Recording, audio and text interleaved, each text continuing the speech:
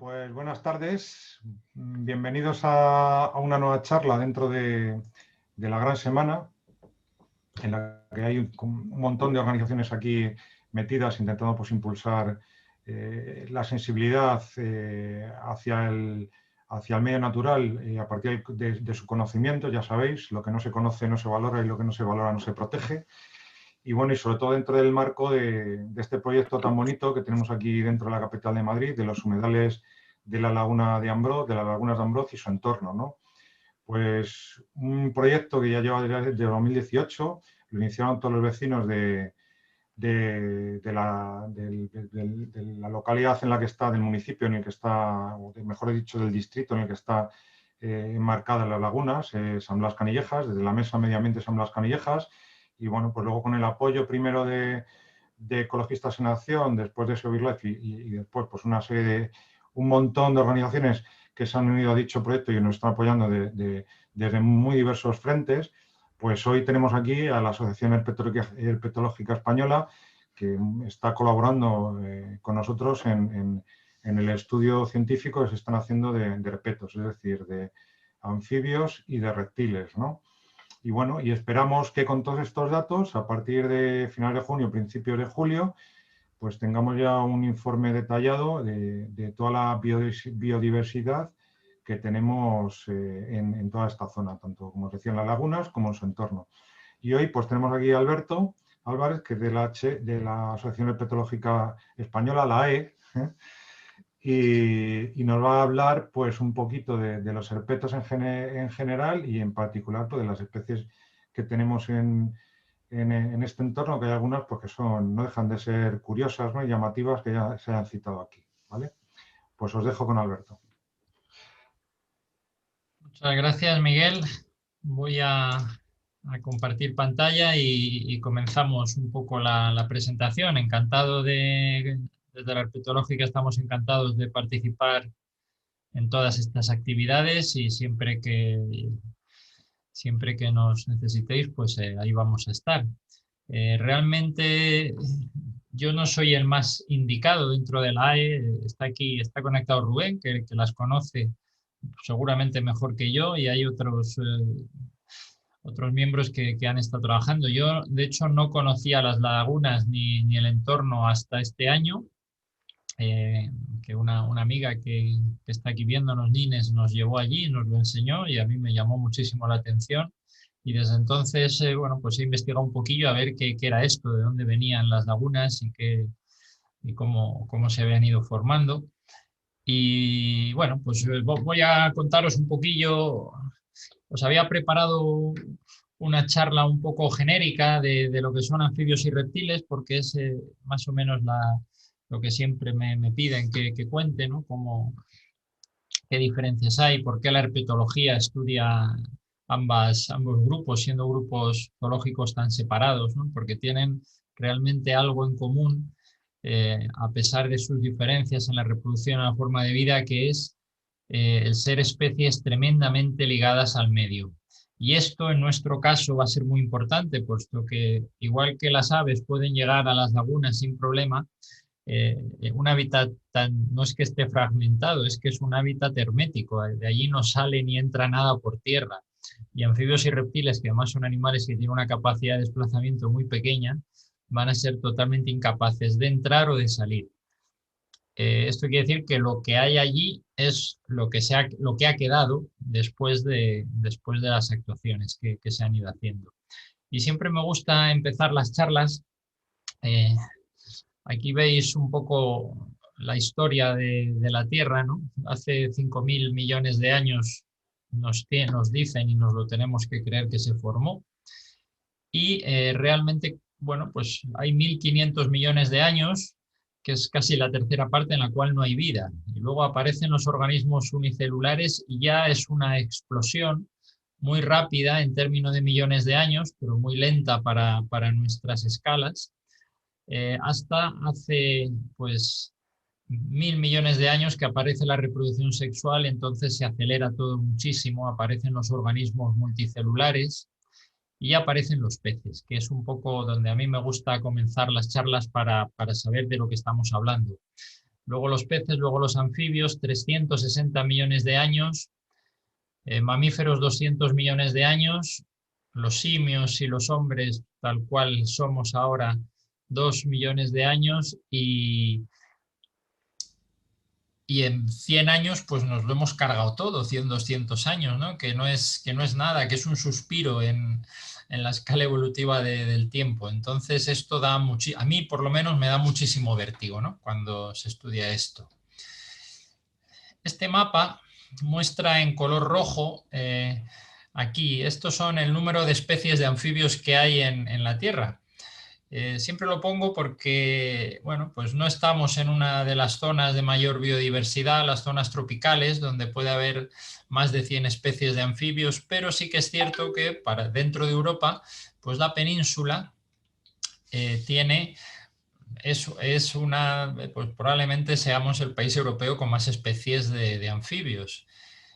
Esto que veis por aquí en blanco es donde no hay especies de anfibios, en los desiertos y en los polos. Y bueno, pues aquí tenemos Madrid y claro, estamos hablando de las lagunas de Ambroz que están aquí y están en una zona especialmente seca, con unas pocas precipitaciones. No es el hábitat propio bueno de los anfibios en Madrid, que como veis están ligados a la Sierra de Guadarrama y a la Sierra Oeste. Pero bueno, ¿y qué son los anfibios? Pues bueno, realmente lo que tenemos es un paso evolutivo maravilloso entre los peces que no podían salir del agua, aunque algunos, como estos saltarines del fango, sí son capaces de salir del agua. Pues esto es lo más parecido a un anfibio, y de ahí pues aparecieron, estos son renacuajos de sapo corredor, que a fin de cuentas son como peces. Lo que pasa es que son peces que cuando completan la metamorfosis son capaces de salir del agua. ¿Cuál es la diferencia entre los huevos de los peces y los huevos de los anfibios? Absolutamente ninguna. Son animales que realizan la fecundación de forma externa, rocían con esperma los huevos según los van poniendo las hembras. Los huevos necesitan estar en el agua porque si no se secan, y los padres, una vez puestos, pues bueno, algunos los protegen más, otros los protegen menos, pero en general en el momento que nacen, pues incluso son totalmente distintos. Todos sabéis que los anfibios sufren una metamorfosis, son totalmente distintos de los adultos porque se parece mucho más a un pez. Un renacuajo, a fin de cuentas, es igual que un pez, mientras que un tritón adulto se podría asimilar a un reptil, a una lagartija. Entonces ese ha sido el gran paso que han dado los reptiles. Los reptiles han colonizado entornos áridos, por eso cuando hablemos de las lagunas veremos que hay más especies de reptiles que de anfibios, porque es un hábitat más que pueden colonizar mejor los reptiles, y lo que les ha permitido colonizar tanto el medio terrestre y entornos áridos ha sido el huevo. El huevo es el gran invento de los reptiles, bueno, uno de los dos grandes inventos, puesto que dentro del huevo hay un entorno acuoso. Dentro del huevo, pues los embriones están exactamente igual que estarían en una laguna.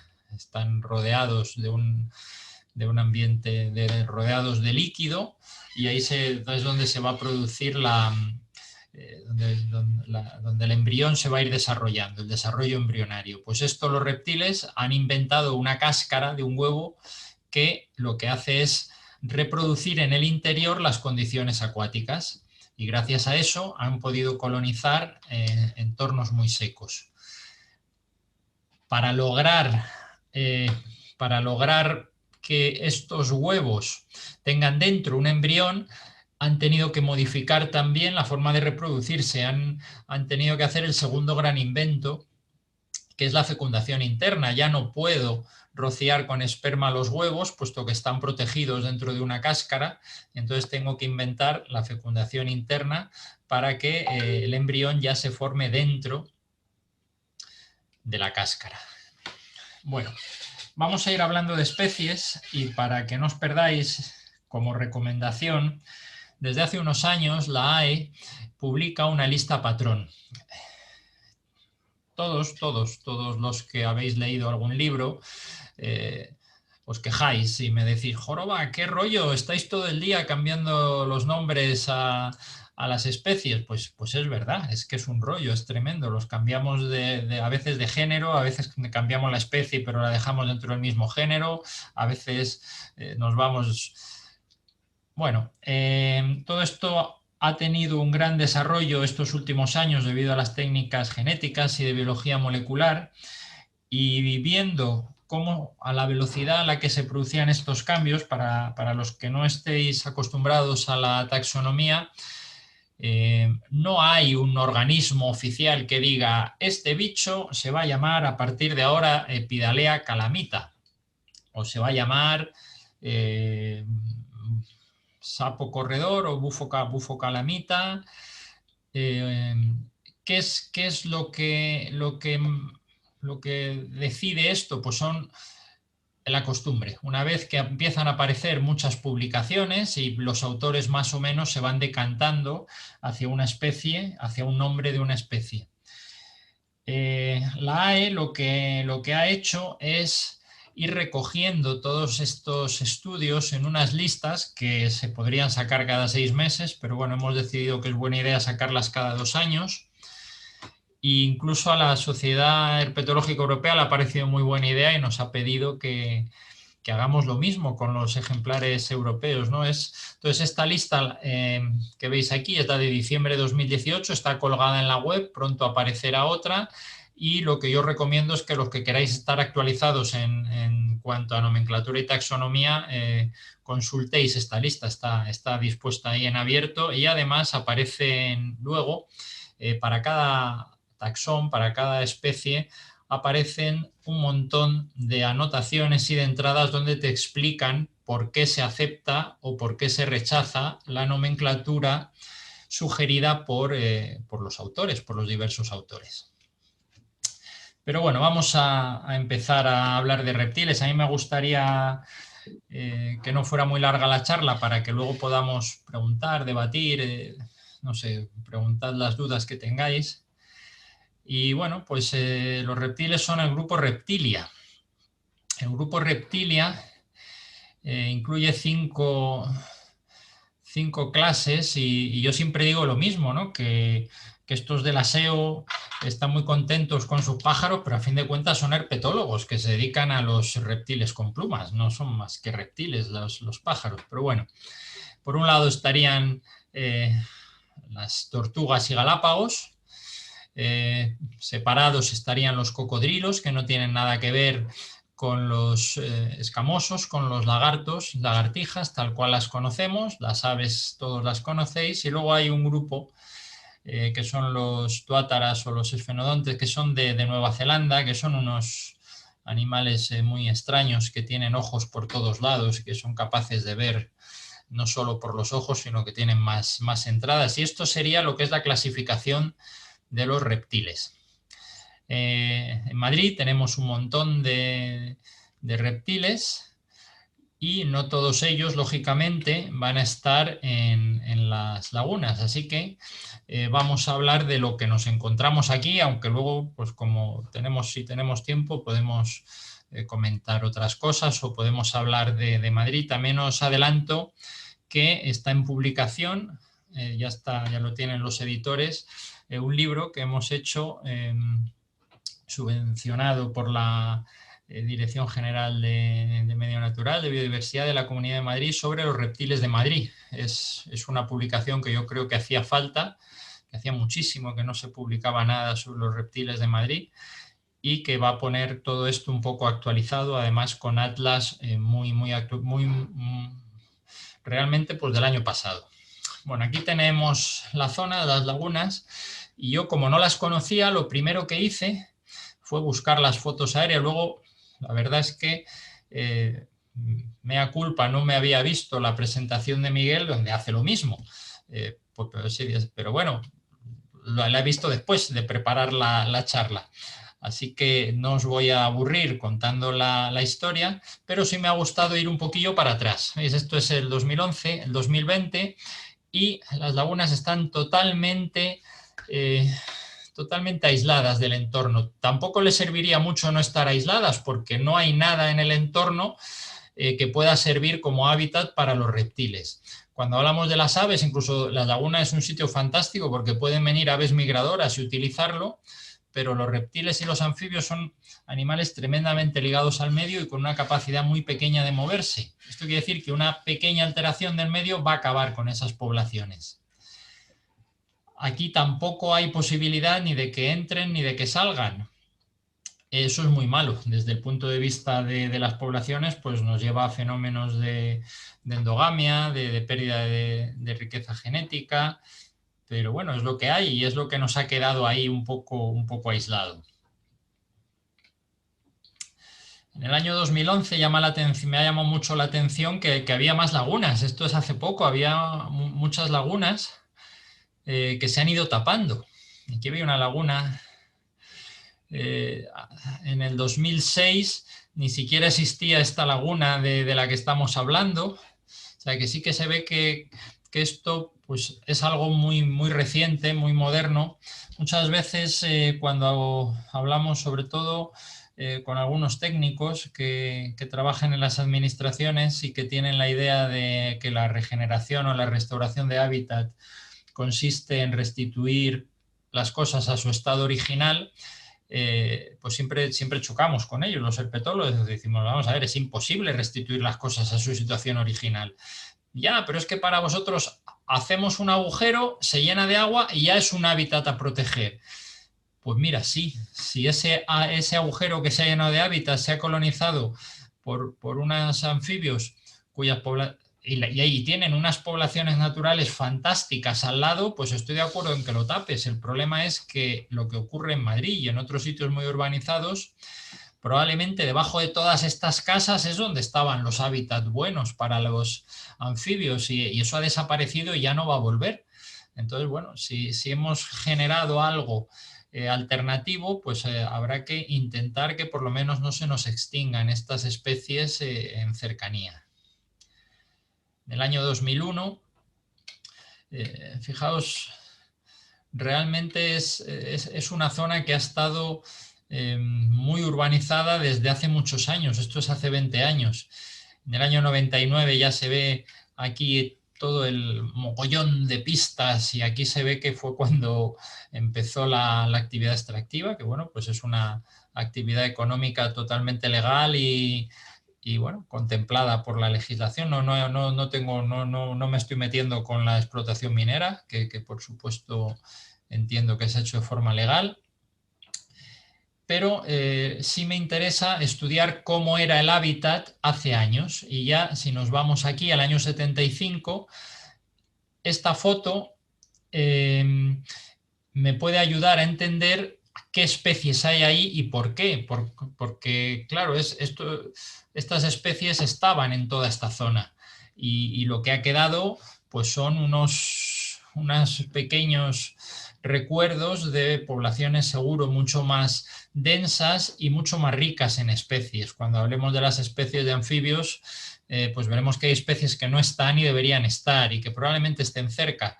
Pues a lo mejor es que se han extinguido de esa laguna porque no tiene, o de esa zona, porque no tiene el suficiente tamaño, el suficiente alimento, o simplemente porque los movimientos de tierra tan agresivos que ha habido, pues ha acabado con el hábitat. Sí que vemos, esto sí me ha llamado mucho la atención, como porque aquí en el 91 y a partir del 91 ya no se ven arroyos ni se ve nada, pero aquí se ve muy bien, en la foto del 75, se ven muy bien los arroyitos que había y que a buen seguro eran donde se refugiaban no solo las poblaciones de anfibios.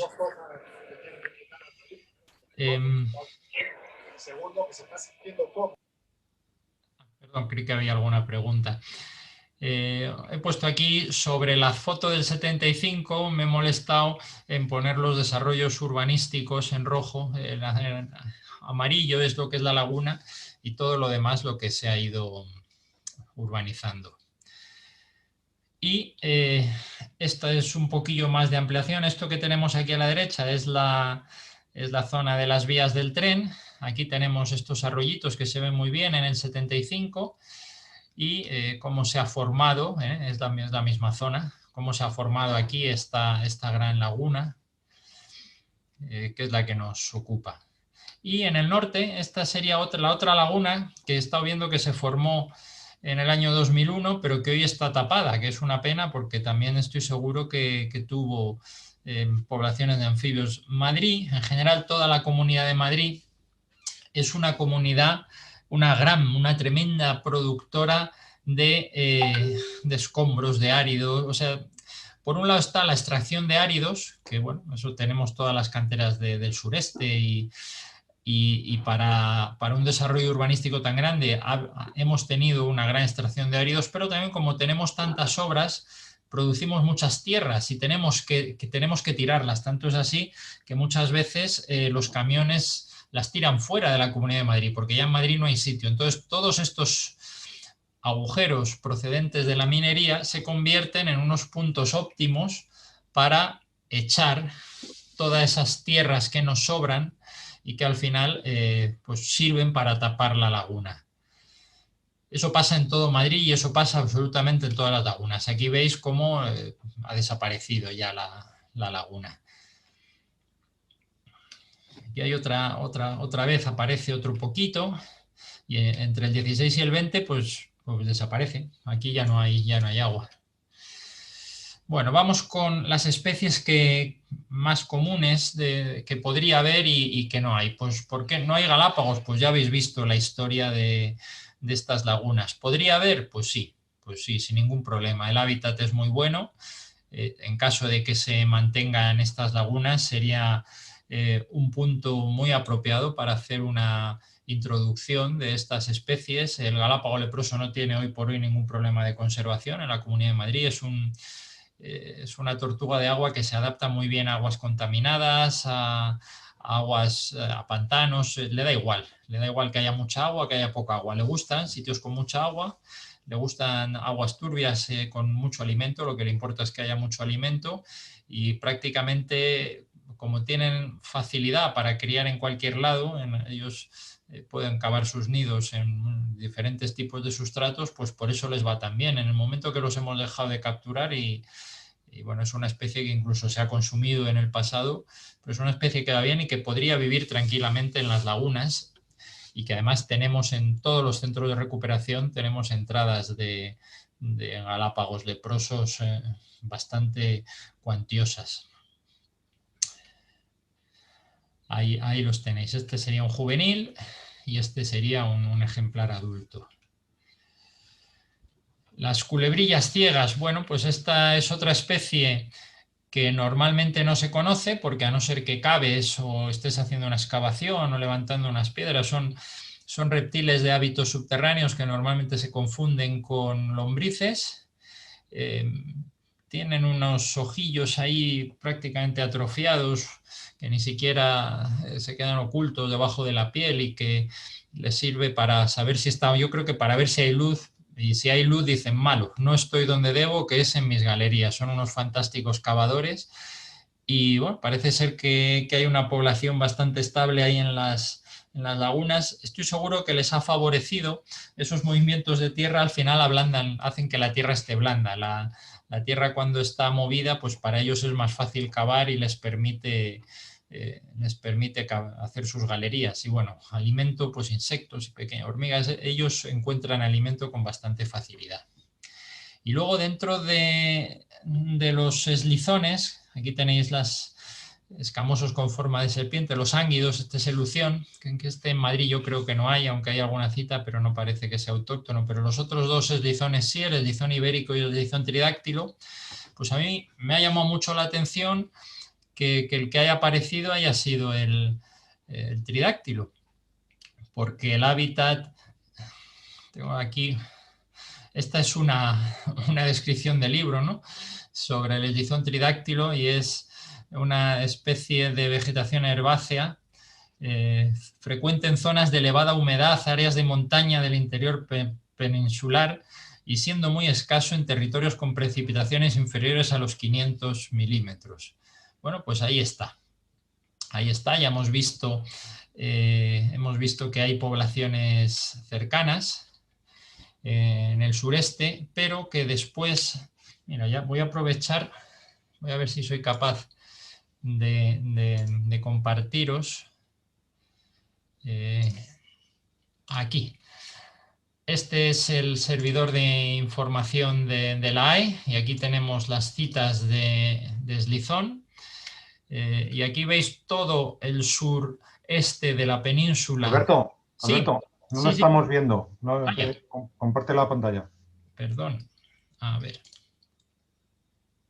He dejado de compartir y no he compartido la buena, ¿verdad? Ahí está, ahora sí, ¿verdad? Sí, correcto.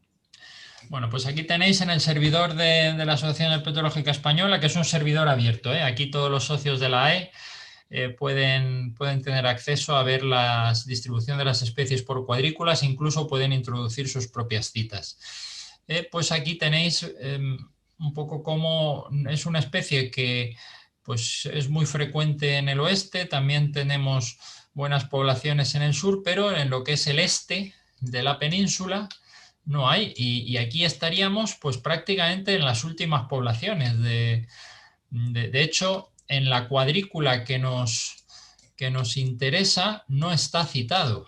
O sea que es aquí estaríamos, ¿no? Esta es la cuadrícula VK57, esta de aquí es la VK37 y esta es la VK47, donde no está citado. Y bueno, pues procederemos a introducirla, pues es una cita muy interesante, realmente es una cuadrícula básicamente urbana y tiene muy poquito de terreno utilizable por los herpetos, pero bueno, ahí está. Como veis, tenemos poblaciones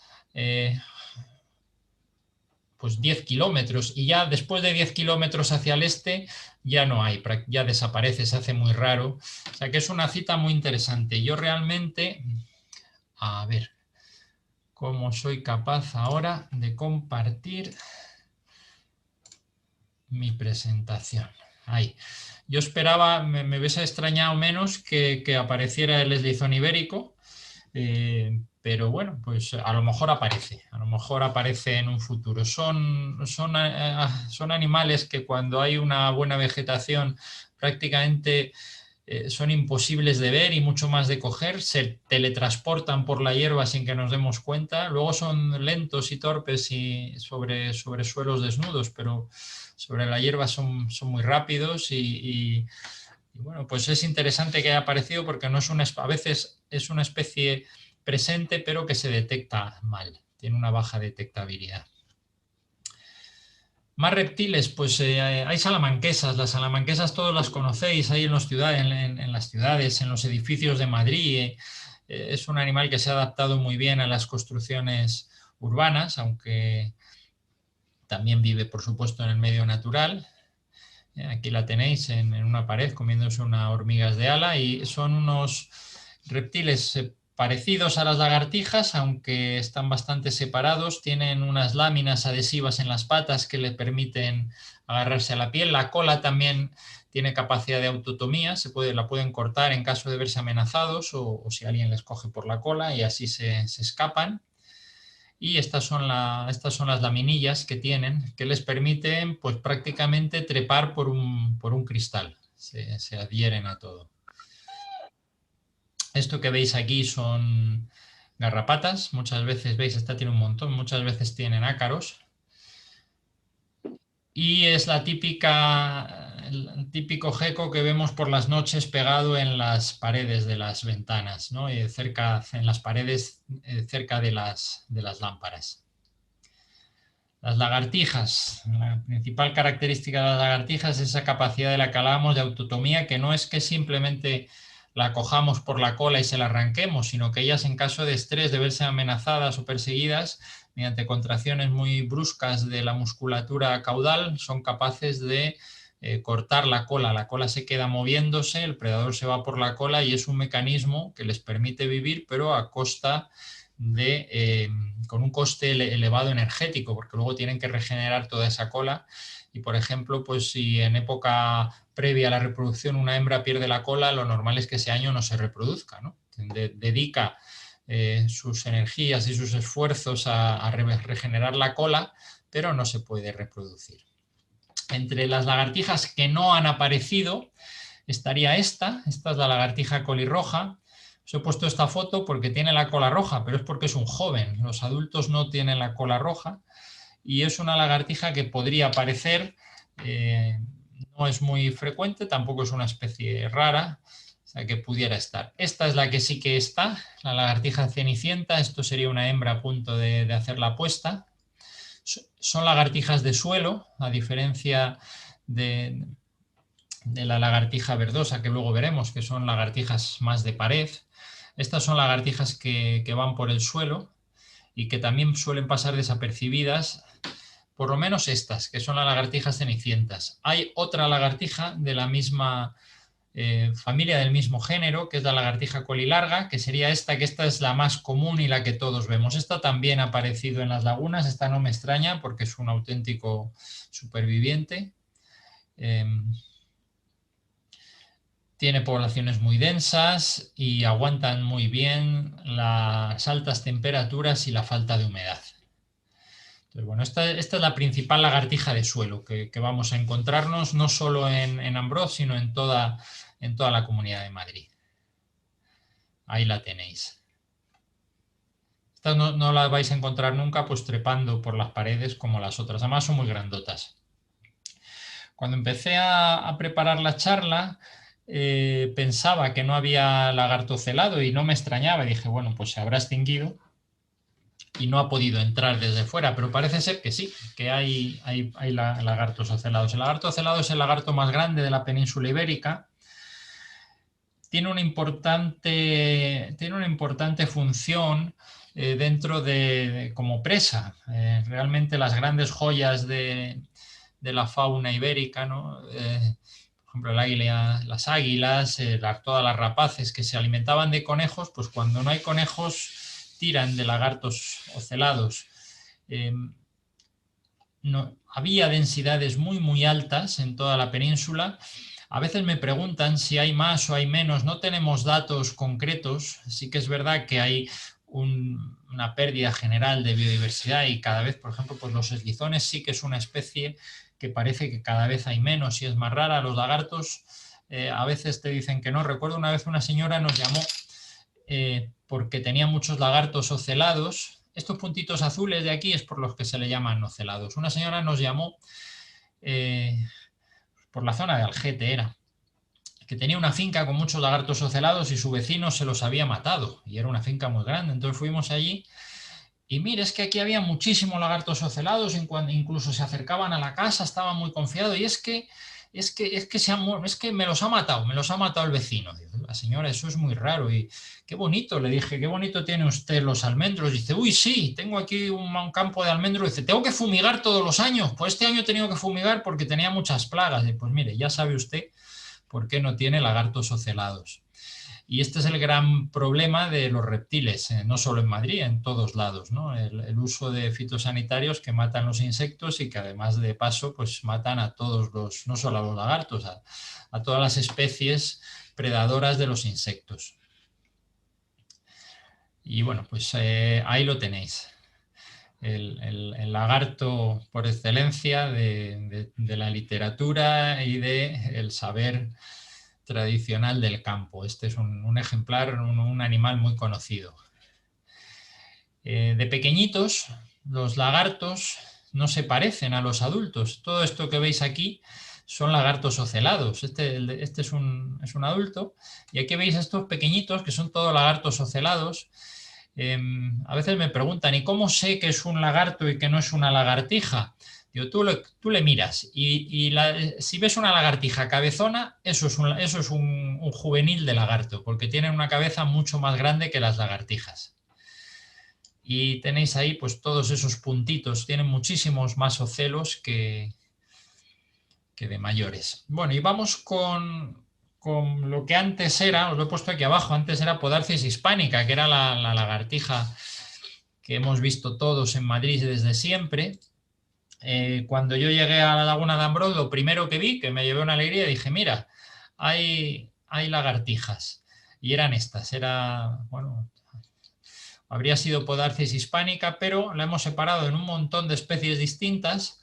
Lo más importante o lo más interesante a nivel de Madrid es que hemos separado en dos. Por aquí viene la línea entre Podarcis virescens y Podarcis guadarramae. Si os fijáis y si alguien entendéis de geología, pues bueno, las zonas más graníticas siguen siendo de Guadarramae y donde predominan otros tipos de suelos, pues de yesos o de silicios, pues sería Podarcis virescens. Son difíciles de distinguir, de hecho, bueno, pues estaban descritas como la misma especie. Y todos estos, pues Podarcis carbonelli, lusitánicos, liolepsis, hispánicas, se han quedado aquí, pues las de la Comunidad Valenciana y Murcia, Bauqueri, bueno, pues un lío. A la hora de la verdad no os preocupéis porque realmente según donde estés va a ser una especie u otra, pero va a ser difícil de distinguir. Si te dan una lagartija y no sabes de dónde es, va a ser muy difícil que la distingas. Estas lagartijas que eran tan frecuentes hace pocos años, pues hoy son muy raras. Tenemos una buena población de lagartijas en la ciudad universitaria de la Complutense, en el campus de Moncloa. Y yo estoy convencido que es por el uso discreto que se ha hecho y ahora cada vez más. Antes era probablemente por temas económicos y ahora es por temas medioambientales, por el uso tan discreto que hacemos en la jardinería de la universidad de fitosanitarios, ¿no? Hace mucho que no se usan herbicidas y se intenta utilizar los menores plaguicidas posibles, ¿sí? Y eso ha permitido que se mantengan unas poblaciones muy buenas de lagartijas. Aquí la tenéis. Bueno, y vamos a las culebras. Estábamos hablando antes de comenzar la charla si había o no culebras de collar o culebras viperinas en la laguna. Probablemente no las hemos visto. Una pregunta clásica: ¿y cómo se diferencian las culebras de las víboras? Bueno, pues así a bote pronto, las culebras tienen los ojitos redondos, mientras que las víboras los tienen con la pupila vertical, como los gatos, y luego las placas. Las culebras en la península ibérica, todas las especies que veáis que tienen placas, grandes placas en la cabeza, no son venenosas, mientras que las víboras, que son las únicas serpientes venenosas que tenemos en la península, no tienen placas, tienen escamas, al igual que en el resto del cuerpo. Pero no nos preocupemos porque de momento no han aparecido víboras en Ambroz, que sería una fantástica noticia porque es otra de las especies que está también en peligro de extinción. En Madrid la verdad es que cada vez encontramos menos y hay zonas donde había víboras y ya no hay.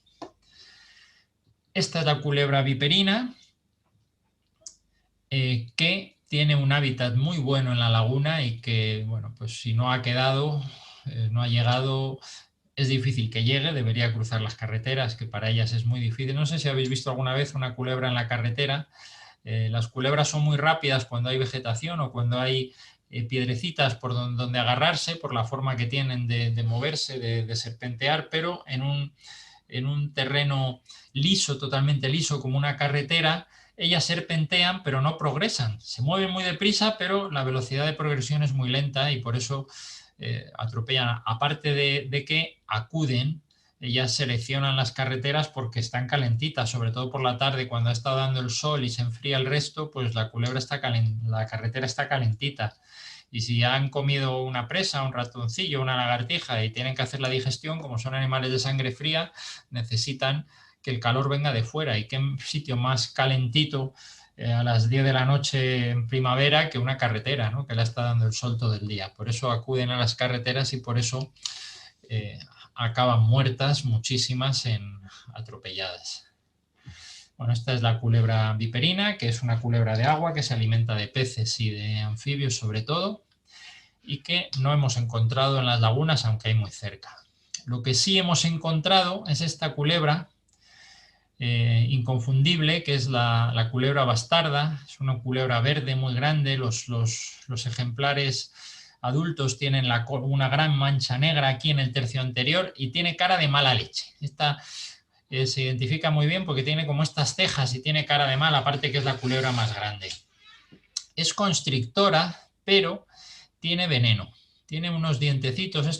Esto que veis aquí son unos dientes que no están como si fuera una víbora o una cobra o una serpiente venenosa al uso, de las que tienen unos grandes dientes acanalados para inyectar el veneno. Los tendría aquí adelante para defenderse o para cazar. Esta los tiene aquí atrás. Estos dientes son capaces de matar un ratón. Entonces, cuando la culebra le captura, se enrosca, tiene que abrir mucho la boca y tenerle bien sujeto para ser capaz de clavarle los dientes, pero luego lo puede soltar y esperar a que haga efecto para tragárselo. También ese veneno le va a ayudar a ir digiriendo la presa.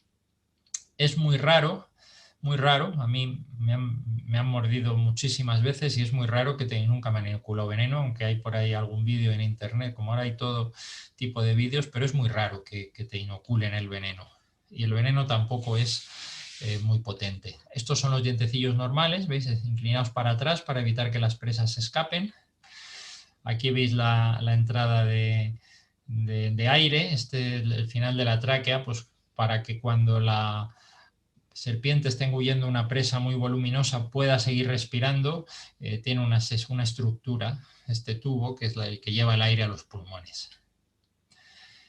Y esto, que no es verde y ni que tiene mancha negra y que además suele ser pequeño y que suele ser una de las mayores consultas, tipo, ¿y esto qué es? Y yo pues siempre digo, mírale, ¿tiene cara de mala leche? Pues sí, tiene esas cejas tan prominentes. Pues es una culebra bastarda joven.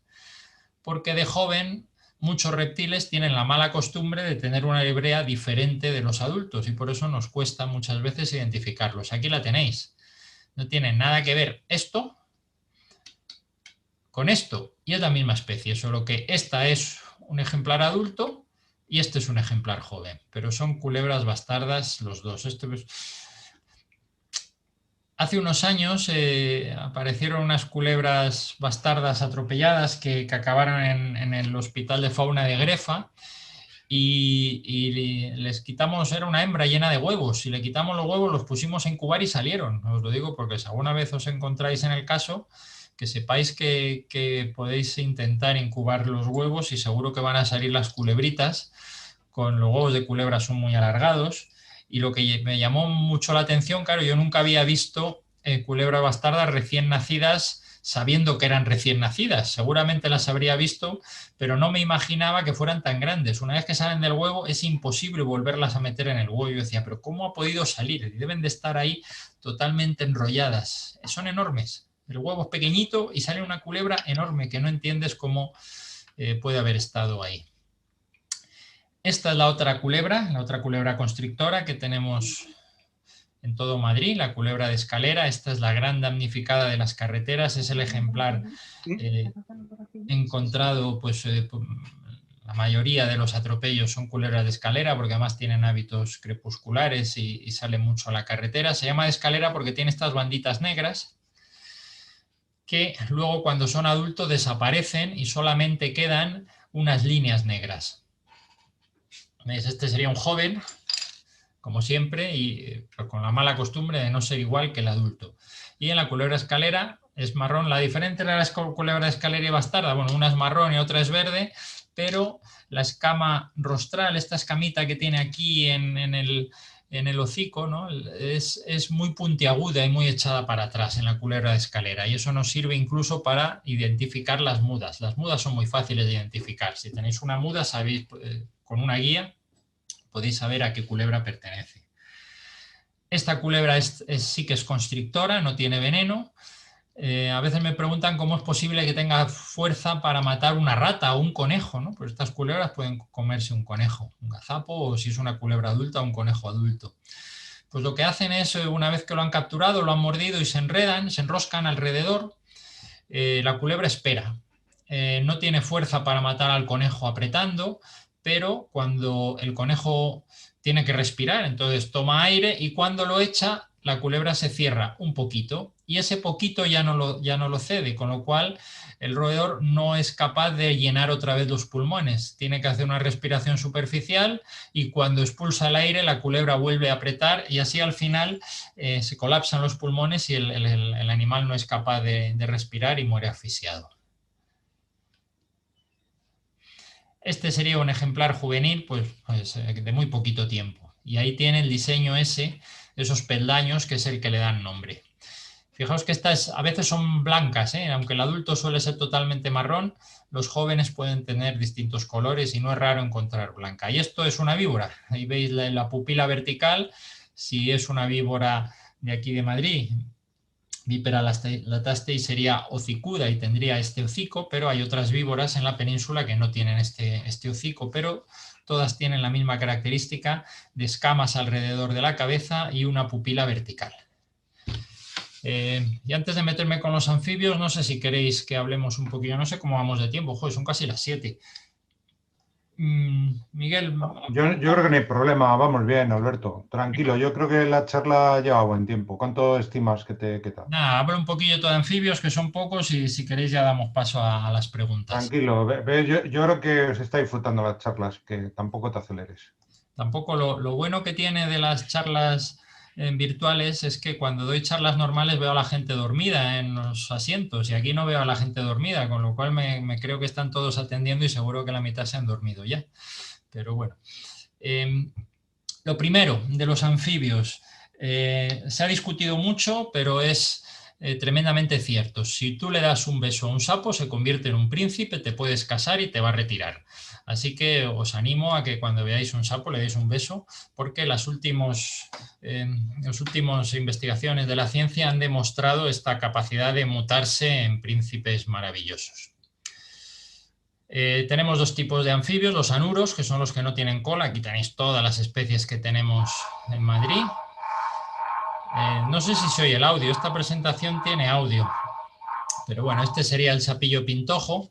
Sapillo pintojo está muy cerca, hay poblaciones cercanas, pero no lo hemos visto ni oído en la laguna. A diferencia de los reptiles, los anfibios son nocturnos y los muestreos que se hacen por la noche muchas veces se hacen más de oído que viendo al bicho. Tú llegas a una charca, escuchas, identificas las especies que hay por los machos. Solo cantan los machos. El canto de los anuros es una forma de, en la noche, atraer a las hembras e identificar especies, de tal forma que especies que puedan ser muy parecidas entre sí, sobre todo si comparten el hábitat, van a tener cantos muy diferentes para evitar atraer ejemplares de otras especies que no servirían para nada. Aquí tenéis, este sería el sapillo pintojo. Otra especie que no ha aparecido y que puede aparecer es el sapo moteado, el sapo de espuelas, perdón. El sapo de espuelas se llama de espuelas porque en las patas de atrás tienen unas espuelas, córneas, es una especie de uña que les permite enterrarse en suelos arenosos. El sapo de espuelas, si habéis visto renacuajos de sapos de espuelas, son muy grandes, es el renacuajo más grande que hay, son enormes. Una vez me llamó, normalmente es que son como huevos casi, una vez me llamó un tipo y me dijo que tenía la piscina llena de renacuajos como pelotas de golf. Y sí, son muy parecidos, es ese tamaño, es un renacuajo redondo muy grandote y la forma de, a veces en las poblaciones de sapo de espuelas tienes años en los que no hay casi reproducción y de repente un año tienes una reproducción escandalosa. Sapillo moteado está a escasos 2 kilómetros las poblaciones más cercanas de la laguna. No ha aparecido, no lo hemos oído, pero no sería de extrañar que hubiesen quedado alguno. En todo el sureste de Madrid tiene poblaciones de sapillo moteado. Es muy difícil de ver, pero es más fácil de escuchar.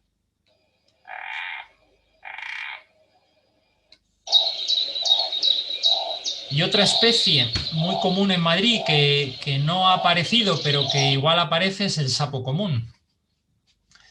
Antes era bufo bufo, ahora es bufo spinosus, le hemos cambiado de especie, pero no de género. Y este es el sapo más grande que hay en la Comunidad de Madrid. y en la península ibérica. Ahí tenéis ese dimorfismo sexual, lo de abajo es una hembra, y estos animales están en lo que se conoce como amplexo. El amplexo es ese comportamiento del macho que sujeta a la hembra, en este caso por las axilas, en otras especies es por la zona inguinal, y espera a que la hembra haga la puesta para rociar los huevos con esperma y fecundarlos. Los machos son muchísimo más pequeños que las hembras, y una explicación de esta diferencia de tamaño sería que el gameto masculino, el espermatozoide, es muy pequeñito, mientras que los óvulos, los huevos, son muchísimo más grandes. Además, estos ejemplares pueden poner 2.000 o 3.000 huevos. Por eso estas hembras están cargadas de huevos y las hembras por eso son tan grandes. En los bufos, los sapos comunes, tienen, igual que los sapos corredores, la pupila más o menos horizontal y el ojo es rojo, mientras que en el sapo corredor es verde. Entonces esto os puede servir para diferenciar muy bien las especies cuando lo veis de cerca. El sapo común tiene el ojo rojo. Y esto que veis por aquí arriba son las glándulas parotídeas, que tienen una sustancia que les protege antibacteriana, les protege de las infecciones, y además sobre todo es muy irritante en las mucosas. Por eso si un perro le da un mordisco a un sapo, de hecho hay perros que se han envenenado, no pueden llegar a morir si muerden y se ensañan con un sapo por este veneno que tienen en la piel. Es un mecanismo defensivo. Obviamente al sapo que le han pegado el mordisco ya no va a sobrevivir, pero el mamífero va a evitar volver a morder un sapo. Pocos animales se los comen. Entre los que se lo comen, nutrias y turones han aprendido a pelarlos.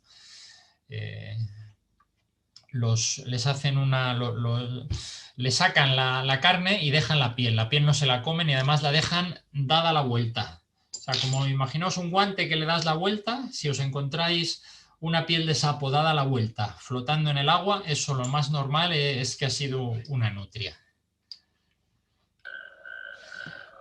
Y bueno, pues la banda sonora de la primavera en todo Madrid y, como no, en las lagunas de Ambroz, el sapo corredor. El sapo corredor es una especie que tiene una estrategia reproductiva muy peculiar, porque pone los huevos en charcas de agua tan temporales que lo normal es que se sequen y que los huevos se mueran. Pero claro, es que una hembra de sapo corredor puede poner 4.000 huevos. O sea que con que una tenga éxito ya ha asegurado la temporada. Y el sapo común, por ejemplo, que es muy similar, que es también un bufo, que también pone huevos en cordones, prefiere aguas permanentes. Entonces podríamos pensar, hombre, pues le va a ir mejor al sapo común porque prefiere aguas permanentes. Pues no, le va mejor al sapo corredor porque las aguas permanentes tienen algo que no tienen los charcos y las rodadas de los coches y las charquitas que se forman cuando caen 4 gotas, que es predadores, no tienen peces. Y los peces y los cangrejos son los grandes enemigos de los anfibios. Entonces, a estos sapos les va muy bien. Les ha permitido esta estrategia colonizar ecosistemas, zonas donde no hay una masa de agua permanente, donde prácticamente no hay agua, y pueden pasar a lo mejor varios años sin reproducirse, pero de repente viene un año bueno y en una zona más o menos arcillosa se mantiene el agua la semana o las 2 semanas para que el tiempo suficiente para que se produzca la metamorfosis, y es una metamorfosis muy rápida y así logran mantenerse la población, y es una especie que realmente le va bien. Estos son los huevos, que los habréis visto todos en las charquitas de Ambroz. Y esto es lo que ocurre normalmente, pero no pasa nada, no es malo, no hay que rescatarlos, no hay que hacer nada, es la estrategia de la especie. Yo he puesto en un charco y si no llueve en 5 días, o si hace mucho calor, o si el agua se filtra, pues se van a morir 5.000 o se van a morir 10.000 renacuajos, pero no pasa nada porque eso no es malo para la especie. De hecho, esa es su estrategia. Cuando las que tienen suerte y no se secan, pues ocurre esto, que tenemos muchísimos renacuajos Y aquí les veis ya saliendo una metamorfosis muy rápida, ejemplares muy pequeñitos y ya rápidamente por la noche pues ya se buscan la vida. Aquí veis también las glándulas parotídeas que tienen y lo que os decía de los ojillos verdes. Y el último anfibio que tenemos es el único anfibio que canta de día, que es la rana, el anfibio más común. Estas especies, la rana, el sapo corredor, probablemente siempre han estado ahí, al igual que los reptiles, y han aguantado. Habría otras especies que no han aguantado la actividad minera, el cambio del hábitat, las modificaciones, esas transformaciones tan intensas que hemos visto al principio del suelo y de la vegetación y de la topografía, pero las ranas son auténticos supervivientes. Fijaos que incluso los renacuajos pueden pasar varios años en el agua, no tienen por qué acabar la metamorfosis en una temporada, pero lo que sí que necesitan es que haya agua, que haya bastante agua. Muy importante y realmente casi lo más importante es que para que haya una población de anfibios, el agua tiene que tener una buena calidad. Los anfibios, su característica de vivir la mitad de la vida o bueno, el 90% de la vida en tierra y otra parte en agua es que son muy sensibles a las alteraciones de los dos medios, a la alteración del medio acuoso y a la alteración del medio terrestre, con lo cual cualquiera de ellos acaba con la población. Pero es que además en el medio acuático son los renacuajos, son las larvas con una piel tremendamente permeable. Cualquier contaminante les va a afectar. De hecho, hoy es el grupo, probablemente uno de los grupos zoológicos más amenazados. Hay cientos de estudios sobre el declive de anfibios en todos lados del mundo, incluso en parques nacionales y en zonas muy remotas donde no hay ninguna alteración conocida humana, a lo mejor en la selva amazónica, y se están extinguiendo poblaciones sin que sepamos por qué. Es un fenómeno probablemente multifactorial debido al cambio climático, al agujero de la capa de ozono, a la destrucción del ecosistema, a la contaminación de las aguas, a los plaguicidas, todo. ¿Qué ocurre? Que los anfibios comparten ecosistema con nosotros. Lo que nos están diciendo es que nos estamos pasando y lógicamente tenemos que ser muy tontos para pensar que no somos animales, la especie humana es un animal igual que los anfibios. El anfibio es un indicador ambiental que está diciendo, oye, que si yo no puedo vivir, probablemente tú tampoco vas a poder vivir, que te estás pasando. Y yo creo que esta es una de las grandes avisos que nos está dando el medio natural, ¿no? La extinción a nivel global de todos los anfibios. Y luego quedan los anfibios con cola. Parece ser que no hay gallipato, no, me extraña porque es un bicho tan duro que aguanta todo y que encima se mueve. El gallipato sí que se mueve mucho, incluso sería capaz de cruzar las carreteras porque se mueven por la noche cuando hay poco tráfico. Bueno, pues igual algún día aparecen gallipatos y si no aparecen, pues el hábitat estoy seguro que es bueno para ellos. Y bueno, pues entre los problemas de los anfibios y ya que estamos hablando de las carreteras, pues el gran problema de las carreteras con la mortalidad de miles de sapos, por ejemplo, ahí en San Martín de la Vega. Y hablábamos al principio de las especies invasoras. Realmente la laguna de Ambroz tiene una cosa muy buena, que es que no ha tenido muchas visitas. Y al no haber tenido muchas visitas, al no ser muy conocida, pues no ha tenido muchas liberaciones de Galápagos. Esperemos que así sea, porque es uno de los grandes problemas de la biodiversidad de todo Madrid, uno de los grandes problemas de las masas de agua. Está Rubén aquí en la charla, que está trabajando con nosotros este año con Galápagos y está viendo cómo hay tortugas de Florida por todos lados y cómo es una de las 100 especies exóticas más dañinas. Estamos viendo que vehicula patógenos a nuestros Galápagos autóctonos. Bueno, es todo un problemón. Bueno, y otro día hablaremos un poco de la historia del comercio, cómo llegaron, pero esto ya, yo creo que como ya llevamos un buen rato y casi mejor que pasemos un poco a las preguntas. Así que bueno, pues a vuestra disposición. No sé si, Miguel, si has... Buenas, sí, muchas gracias. Lo primero, voy a mirar las preguntas por aquí. Ah, si las puedo ver yo. Sí, ahora las puedes ver tú. Están preguntando por aquí. Bueno, esta es ya del principio, pero la de cómo andan las lagunas de invasoras, lo hemos comentado antes de la charla, pero bueno, hemos visto solamente una tortuga de Florida. Tú puedes explicar que hay dos subespecies, ¿no? Una de las de orejas amarillas, que recordar, y orejas rojas, ¿es así? Pues me estoy columpiando, Alberto. Sí, cuando allá por los años 90 se empezó a ver el problema de la introducción de Galápagos, de las liberaciones, pues empezó a debatir a nivel europeo. Y yo recuerdo que hubo representantes de la AE que fueron a esas reuniones y allí en las reuniones, pues claro, se escuchaba también a los importadores, ¿no? Y hubo estudios y un poco era el sentir de todo el sector del comercio de animales que decían que había estudios firmados por científicos y publicados que decían que era imposible que la tortuga de Florida se adaptase a las condiciones de vida de la península ibérica. Hoy vemos cómo estaban muy equivocados y en esas reuniones lo que se debatió, porque fue cuando se prohibió, aquí en la presentación os la voy a compartir un momentillo para que lo veáis. Aquí tenéis un poco lo que es desde 1940 a 1975. 1940 se comienza a criar tortugas de Florida pues como una fuente de ingresos adicional para el medio rural del Norteamérica. Se calcula que unos 15 millones de tortugas iban al comercio interior. ¿Qué pasa?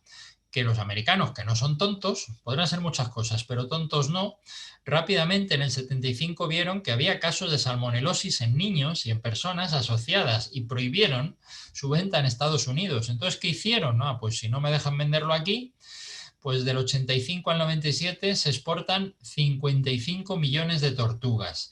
Y nosotros, lo que los americanos habían hecho allá por el año 75, solo por un problema sanitario, no medioambiental, tuvimos que esperar al 88 a que se prohibiera la importación. Se prohibió en el 88, pero es que justo como el mercado lo sabía, el último año en España legalmente entraron 1 millón de ejemplares. El mercado hizo acopio para seguir vendiendo. ¿Qué hubiera sido lo lógico? Prohibir la importación de todas las tortugas, no solo de Florida, sino de todos los hemídidos. Pero eso no se hizo, con lo cual ahora, en vez de tener una sola especie introducida, tenemos 10 o 20. Eso ha sido un gran desastre. Al principio eran más caras, pero bueno, luego poco a poco el mercado pues, fue tirando de otras especies, porque este reglamento fue una gran cagada. Y lo sabíamos, y de hecho hubo países, pues los italianos votaron en contra, decían que no, hombre, que había que prohibir todo, pero bueno, pues se prohibió solamente la especie, porque sí que cuesta mucho restringir. Yo creo que en general todo esto se regula por el convenio CITES de tráfico de especies y de mercado de comercio de animales vivos y de sus partes. Y CITES es una reglamentación negativa. Se dice, esto no se puede prohibir. Mientras que si nosotros nos vamos por ejemplo, a la legislación que tenemos de aditivos en España o en Europa, es una legislación positiva. Te dice, estos son los aditivos que se pueden usar y no me use usted otros. No, es que ya hay un aditivo, ya hay un antioxidante autorizado, no voy a probarle más. Pues esto es lo que se debería haber hecho con el mercado y lo que se debería hacer con el tráfico de animales para el comercio. Permitir algunas especies que sabemos no van a ser conflictivos para el medio natural y que sabemos no van a ser conflictivas en sus lugares de origen, que no vamos a esquilmar las poblaciones locales y ya está. Pero claro, si yo hago una lista de lo que no se puede, pues siempre va a haber otras especies que sí que se puede. Y aquí, bueno, esto es para que veáis cómo era esto es una granja de tortugas en el norte de América. Este es el granjero y en esa tolva lleva pienso que va echando aquí. Está cerrado, luego aquí los huevos los cogen y estos son cartones de huevos como los de gallinas que compramos en el supermercado, pero de tortugas de Florida. Los llevamos a incubadora. ¿Qué ocurre? ¿Y qué ha ocurrido en Madrid y qué ha ocurrido en muchos sitios?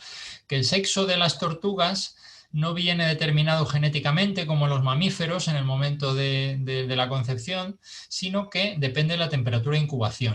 De tal forma que temperaturas muy altas de incubación, por encima de 30 grados, nos van a rendir hembras y temperaturas muy bajas nos van a rendir machos. En un nido de tortugas que normalmente son alargados, pues los que están arriba les da mucho el sol y salen hembras, y los que están abajo, que se han calentado menos, pues salen machos. Y en la naturaleza esto se regula así. En una granja, como busco aumentar la producción, lo que hago es subir la temperatura para que en un mes o en 2 meses, en vez de tener una hornada de tortugas, pueda tener 3, porque salen antes. Las hembras, si se incuban a una temperatura más alta, se reduce el tiempo de incubación. Y entonces, de este 1.000.000 de ejemplares que se importaron en el 98, el 99,9% eran hembras. Había algún macho, pero por eso ha tardado mucho en producirse esta reproducción, porque no había machos en el medio natural. Al final aparecieron machos, esos machos cuando llegaron a la edad adulta ya engendraron nuevas generaciones, y las nuevas generaciones incubadas en medio natural pues ya rinden machos y hembras y ya se nos explota. Esto es un estudio que hicimos en la Facultad de Veterinaria sobre tortugas de Florida extraídas del medio natural, y análisis de estómagos, y bueno, aparecía de todo. Esto es una pata de un zampullín. La transmisión de enfermedades de salmonela está totalmente demostrada. Estos son tortugas de Florida haciendo la puesta, por si alguna vez veis una tortuga con el caparazón manchado por detrás, es porque ha estado cavando el agujero, necesitan agua, entonces acumulan mucha agua en la vejiga y van ablandando poco a poco el terreno para hacer un agujerillo, que sería este es el nido. Y esto tan raro que os lo había traído aquí, esto, pues cuando empezó a aparecer, cuando yo empecé a coger tortugas aquí en Madrid y empezamos a capturar Galápagos de Florida, nos apareció, y entonces, como no sabía, pues recurría a colegas de Valencia que habían empezado antes. Digo, oye, ¿qué es esto? Y dice, hombre, ya te lo dije, que aparecerían machos. Los machos adultos a veces son melánicos y no sabes ni lo que son. Y es un macho de tortuga de Florida, de orejas rojas, y son totalmente negros y tienen otro color. Bueno, esto veis sistemas de captura. Pero bueno, como de momento no tenemos en la laguna, vamos a rezar para que no haya. Nines nos pregunta qué este sentido tendría introducir anfibios o reptiles o dejar que vayan apareciendo. Normalmente dejaríamos que fueran apareciendo, pero es que aquí no van a aparecer porque es imposible, porque estamos en un hábitat totalmente fragmentado. Entonces, todo lo que hagamos va a ser experimentos, porque si no se introduce, por ejemplo, Galápagos leprosos, pues allí no van a llegar. ¿Queremos que haya Galápagos leprosos o no? Ese es otro debate. ¿Cómo se explica que existen peces? Pues porque los ha llevado alguien. Para que os hagáis una idea, en unas charcas de un humedal catalogado de Hoyo de Manzanares, son las charcas de los Camorchos, que están en el catálogo de humedales y están protegidas estrictamente por su riqueza en anfibios. Una de las primeras actuaciones que se hizo fue evitar el atropello y luego la lucha contra las especies exóticas. Pues de unas charcas muy pequeñas se han sacado carpa, percasol, gambusia y black bass, todas especies exóticas americanas y todas introducidas. ¿Por qué se introducen? Para la pesca. Yo soy aficionado a la pesca, me gusta pescar al lado de casa y no hay peces, pues echo unos pocos, me espero un par de años y ya hay un montón de peces y ya puedo ir allá a pescar. Esa es la explicación de que haya peces en... Alberto, yo estaba hace poco... Dani tenía la mano preguntada, Miguel. Sí, perdón. Tenían por ahí una mano levantada de Daniel, creo que pone. Sí, no os preocupéis porque he preguntado por el chat.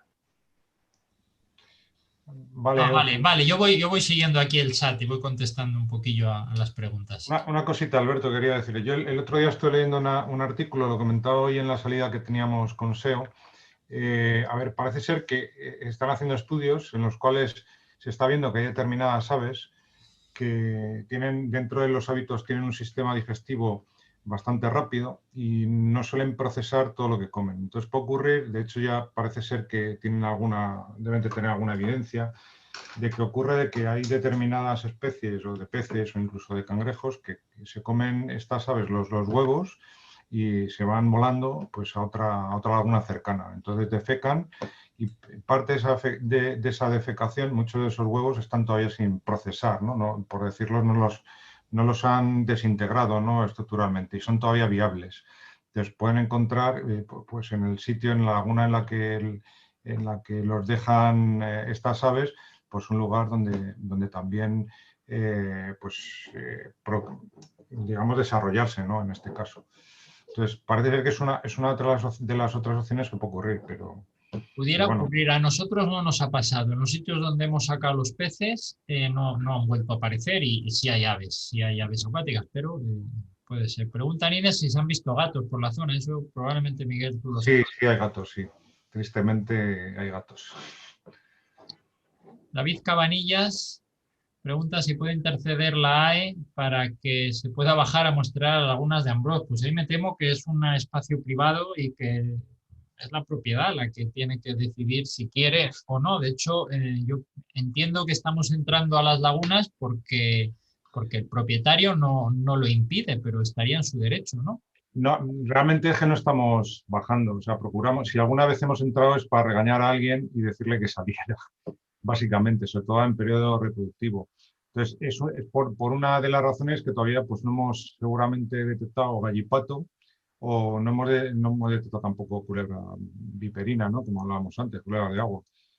Al final, pues como bien decías, lo primero es una propiedad privada y lo segundo es un recinto minero, que aunque esté todavía, aunque no esté en explotación, sigue estando registrado porque han pedido una prórroga, ¿no? Para reanudar la explotación, que es lo que estamos ahora intentando que no ocurra. Entonces tendrías que tener, por un lado, la autorización del propietario, por otro lado, la autorización de la minera y en último estado, la autorización, o sea, llevar todo eso a la Consejería de Medio Ambiente y la Consejería de Medio Ambiente darte acceso para ello. O sea, fijaros lo complicado. Y os lo digo esto porque le trasladé una pregunta por escrito a la Consejería al respecto, porque estamos pensando en hacer un estudio limnológico del agua, un estudio de la ecología del agua, y para hacerlo pues tienes que entrar en una balsa, hacer un estudio de los estratos que se generan en la laguna y la distinta composición alimentaria. Y no hemos podido hacerlo. Entonces, esperemos que ahora con la intervención del ayuntamiento y con la participación, que creo que están en contacto también los propietarios, pues en próximas fechas seamos capaces de conseguir esos permisos. Bueno, preguntan también por la lagartija italiana. Hemos detectado poblaciones de lagartijas italianas en todo, incluso en Madrid capital, en todo el entorno de Madrid-Río. Las diferenciaréis porque tienen un tono verdoso, mucho más verde que las que tienen las nuestras.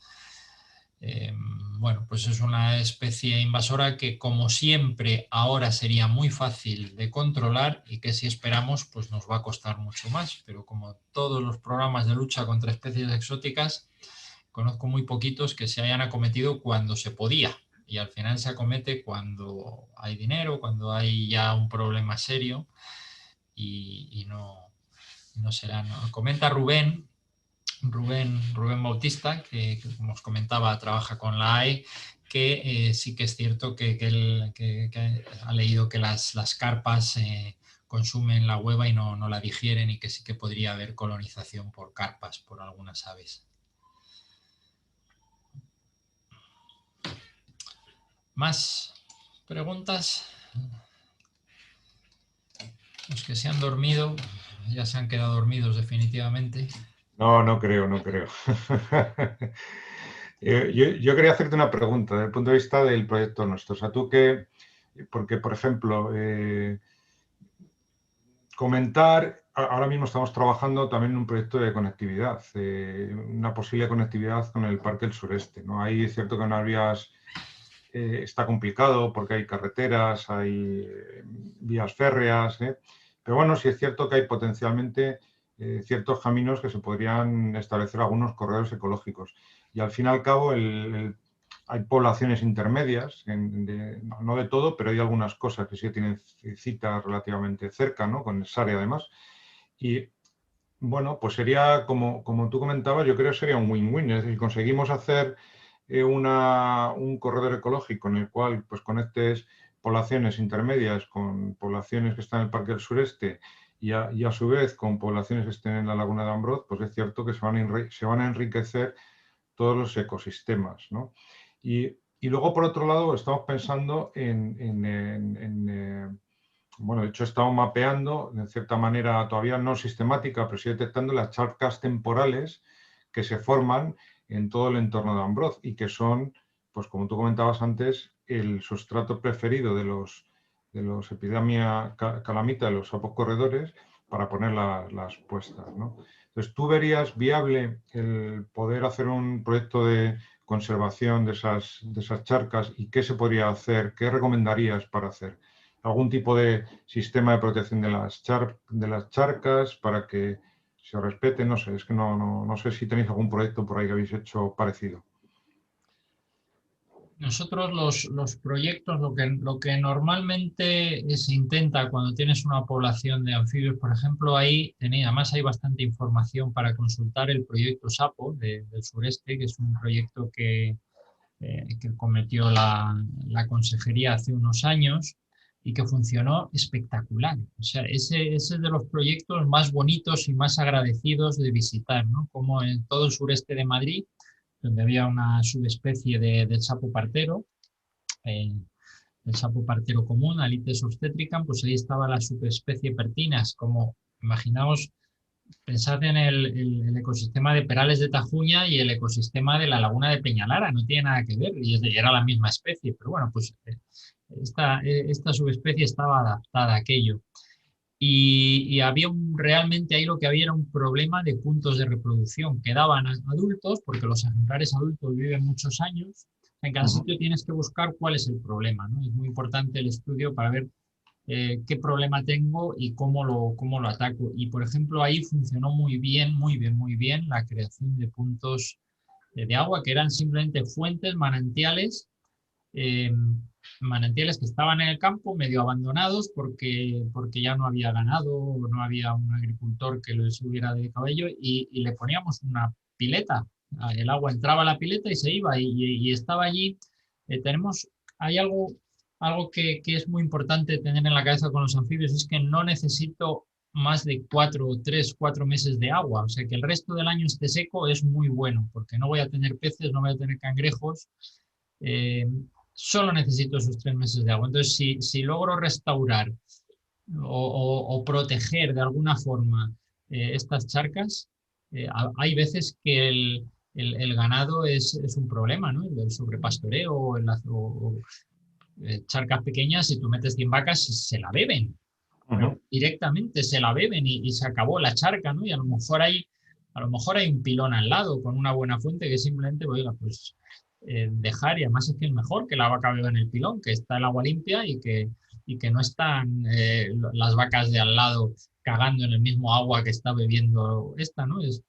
Pues muchas veces son estas cosillas. El proyecto SAPO del sureste fue maravilloso, como con unas actuaciones muy baratas se restauraron, además está restaurando manantiales que están perdidos, pero que el agua sigue manando. Lo que pasa es que la pileta donde se acumulaba el agua, pues nadie se ha preocupado de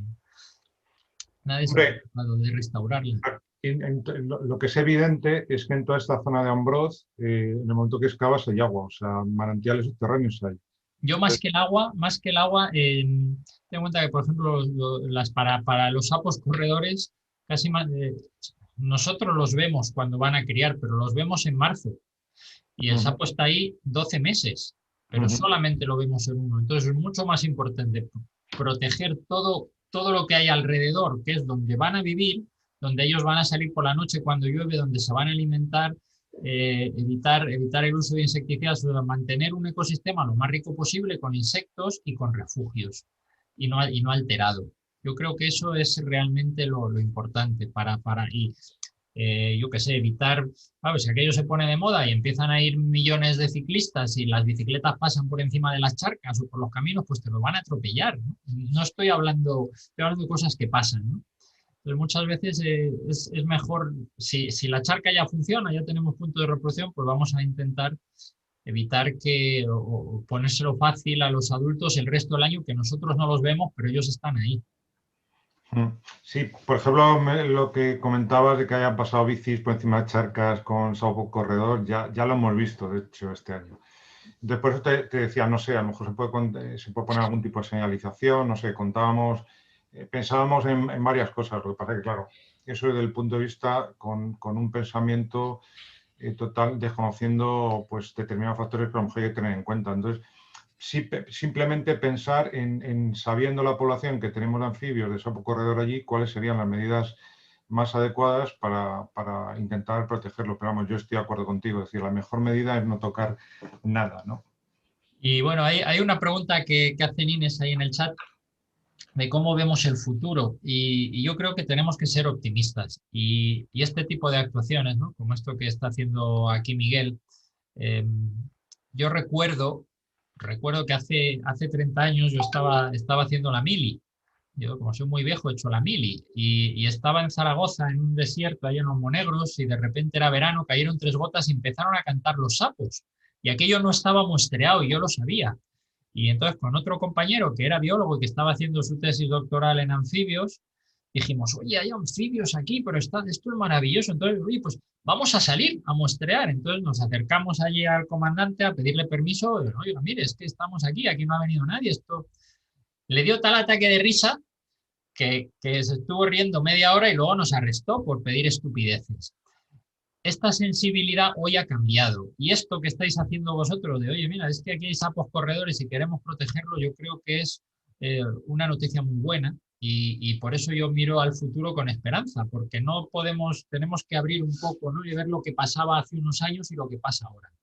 Y sí que es verdad que hace unos años a nadie le importaba que se atropellasen culebras, que se matasen a los lagartos, que los sapos era algo que estorbaba.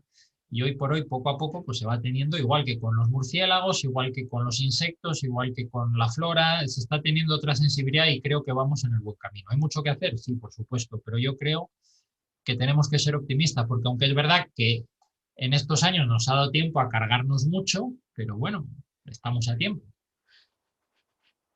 Sí, yo estoy de acuerdo contigo, creo que pensamos igual. Y sobre todo creo que una de las patas del proyecto y que lo tenemos muy presente, lo que pasa que ya desgraciadamente no tenemos ya más capacidad, es seguir pues con la educación ambiental a nivel de colegios. Hemos hecho un proyecto piloto con el Joaquín Rodrigo, que está dentro del distrito de Vicálvaro y que a su vez está metido dentro del proyecto de Escuela Sostenible. Y ha sido algo excepcional. O sea, los chavales se pasaron una mañana, le dimos una charla allí en el cole, desde allí nos llevamos a excursión a las lagunas, que se tardan nada, yendo por carril bici.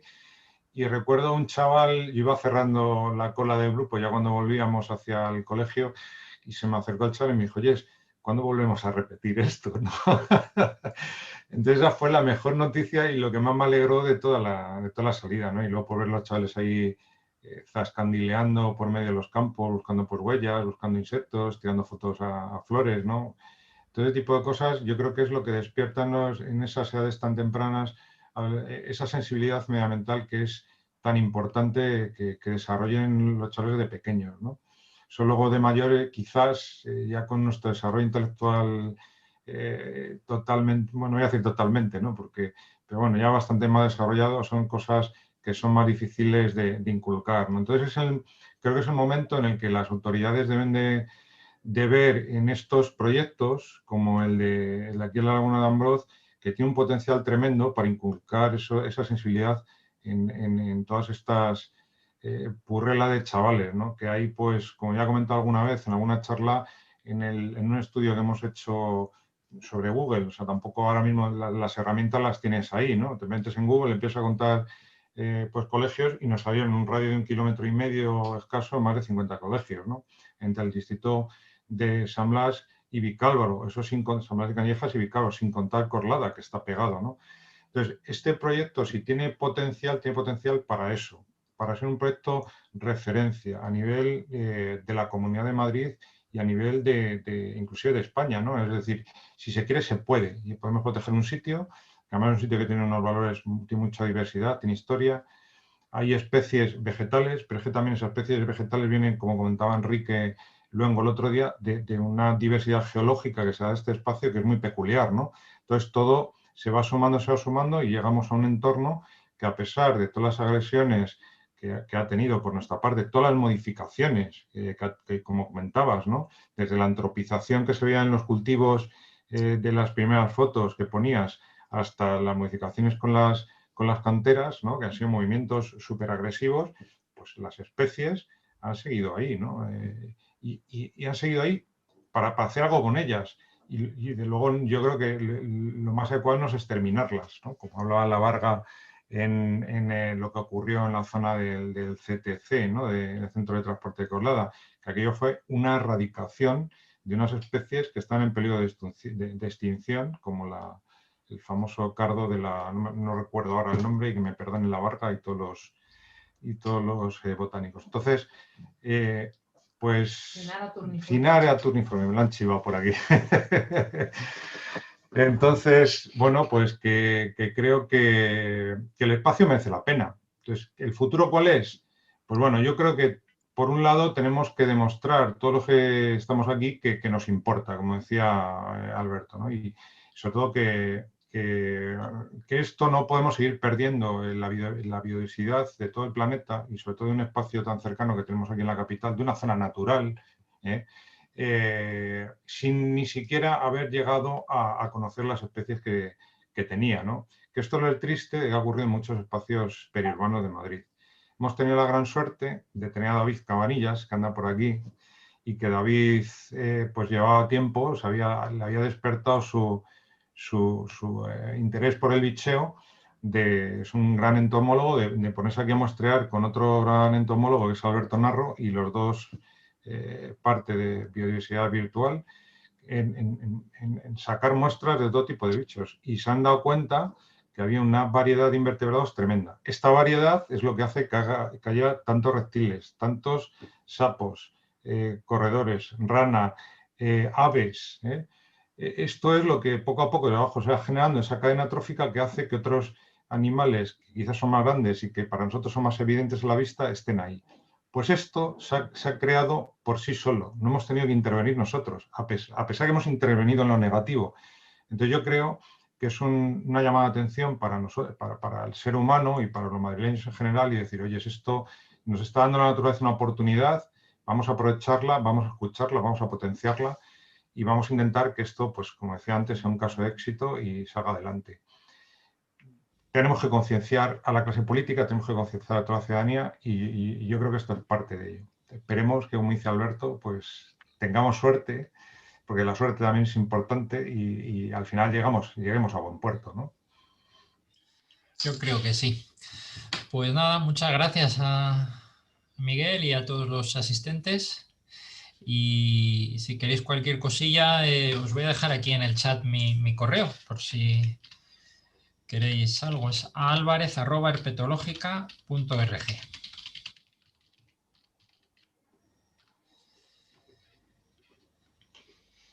Pues si no hay más preguntas, yo creo que daros las gracias a todos los que habéis participado en la charla.